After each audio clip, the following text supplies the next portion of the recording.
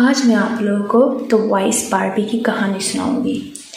ایک باربی تھی جس کو پڑھنے لکھنے کا بہت شوق تھا۔ وہ بہت شوق سے پڑھتی تھی اور ڈیلی اسکول جاتی تھی سختی کے ساتھ، اور جب بھی اسے کچھ سمجھ نہیں آتا تھا تو وہ سوال کرتی تھی۔ اس کے سارے فرینڈز اور خاندان کے لوگ یہ کہتے تھے کہ باربی بہت زیادہ سمجھدار لڑکی ہے۔ ایک روز باربی جنگل سے گزر رہی تھی کہ اسے کچھ جانوروں کے لڑنے کی آوازیں آ رہی تھی، جو کہ کہہ رہے تھے کہ میں سب سے زیادہ سمجھدار جانور ہوں۔ شیر نے کہا، کیونکہ میں جنگل کا بادشاہ ہوں۔ نہیں، میں سب سے زیادہ سمجھدار جانور ہوں۔ الو نے کہا، کیونکہ میرے پاس تیز کان اور تیز آنکھیں ہیں۔ بندر نے کہا، نہیں بھائی، میں سب سے زیادہ سمجھدار جانور ہوں، کیونکہ میں چالاک ہوں اور سب سے تیز سیکھنے والا ہوں۔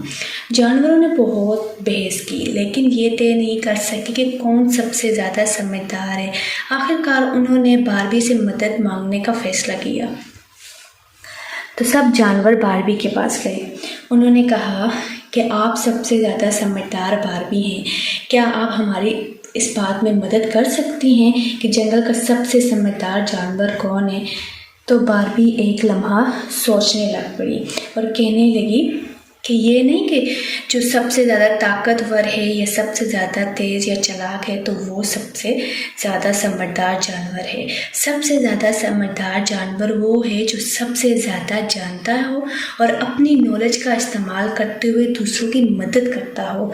جانوروں نے ایک دم ایک دوسرے کی طرف دیکھا کہ باربی تو بالکل صحیح کہہ رہی ہے کہ سب سے زیادہ جانور وہ ہے جو سب سے زیادہ نالج رکھتا ہو اور دوسروں کی مدد کرنا جانتا ہو۔ تو سب جانور اپنی اپنی راہ پر چل پڑے اور باربی بھی اپنی راہ پر چل پڑی، اور راستے میں یہ خوشی سے یہ سوچ رہی تھی کہ میں آج اپنی نالج سے دوسروں کی مدد کر سکی۔ تو اس کہانی کا مورل یہ ہے کہ نالج طاقت ہے۔ آپ جتنا جانتے ہیں آپ اپنے اور دوسروں کی مدد کے لیے اتنا ہی زیادہ کر سکتے ہیں، لہٰذا سیکھنا کبھی نہ چھوڑیں۔